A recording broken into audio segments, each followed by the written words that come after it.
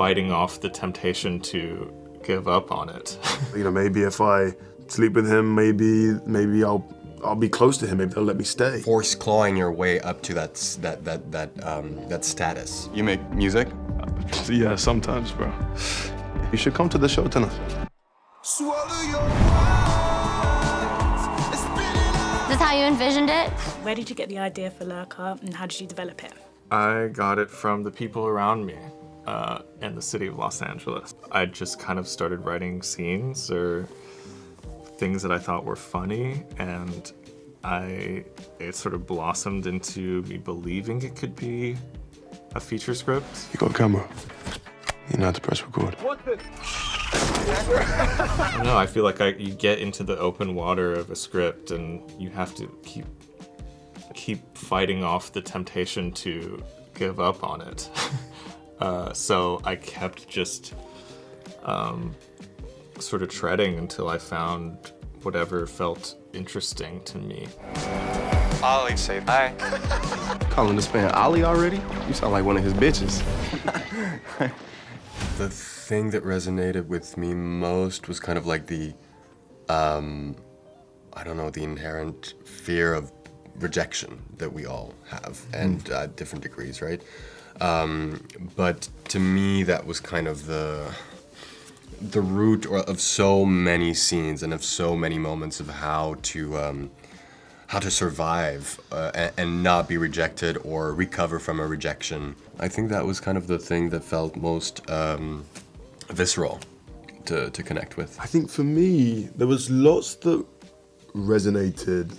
I think mainly because the anxiety and the anxiety that comes with the industry or self-doubt sometimes that someone has about their own artistry, I understood that, and I think I've seen that play out in lots of young artists in different ways. Sometimes it comes out honestly, sometimes it comes out violently, sometimes it comes out like more emotionally, but it affects people in different ways when you're not equipped with the tools to express yourselves, or you express yourself through your art, and you don't have you're not being given the opportunity to perform, to do your art in the way that you want. That can come out as in loads of different ways for people. The difference between love and obsession. I've always just been interested by that. You know, at the end of the day, so many of these people are just young people trying to do a job or trying to make it, and all of a sudden thrown into environments that are totally alien and totally new to them. They're not very equipped to handle. And I've always found the different ways in which that manifests in people really interesting. And so it's not necessarily that it resonated with me personally, although I have felt those things, but I was definitely interested in exploring them. Ollie? I guess that means you're like my best friend. You gotta head out. What? Best friend. I think you should just take a break. Best friend. You have to be very efficient, and you have to tell your story in as few shoot days as possible. So I had to sort of consider what I wanted to imply before we started shooting, which is risky because I could have, if I had like 10 more days, I could have just overshot everything, and then in the edit chosen what to peel back. It was very important to me not to spoon feed the audience, and there were certain moments left on screen that I felt would be more interesting for the audience to connect the dots on. And sometimes something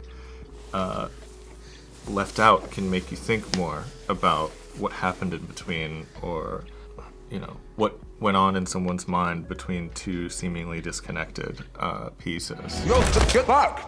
Bro! It's a detail shot. Walk back! Found boy, man. What do you think Matthew's emotional tether is to Oliver? I think towards Oliver, I think it dramatically shifts during the film. I think at the beginning it's very much admiration, or kind of like there's nothing higher that is really attainable than someone like Oliver. And then he understands how flawed and more than flawed, kind of like how much work and effort is put into force clawing your way up to that status, and that if he puts the same kind of effort, maybe he can get there as well. Everyone around you. We all want the same thing. What are you doing? Go! I just want it more. Like, I think a lot of the beauty around it, the light around it is taken away, and it becomes kind of this more cynical view of who Oliver is and why he's at that position. The power dynamics that were, really just a part of the script are so interesting because it's just this dance of, this transactional dance of what do you want? How can I get you to give me the thing that I want? They're constantly just like sizing each other up and trying to work those things out. And there are moments, in the let's wrestle scene where you feel like maybe this is going to become something more intimate. And for a second, like maybe that's on both of their minds. Like maybe if I give them this thing, this whole thing will stop. Theo was saying, maybe if I sleep with him, maybe I'll be close to him. Maybe they'll let me stay. I say that all the time. But in the end, it's actually not what either of them want. But it's just all these offerings of trying to find out how do I get the thing that I want from each other.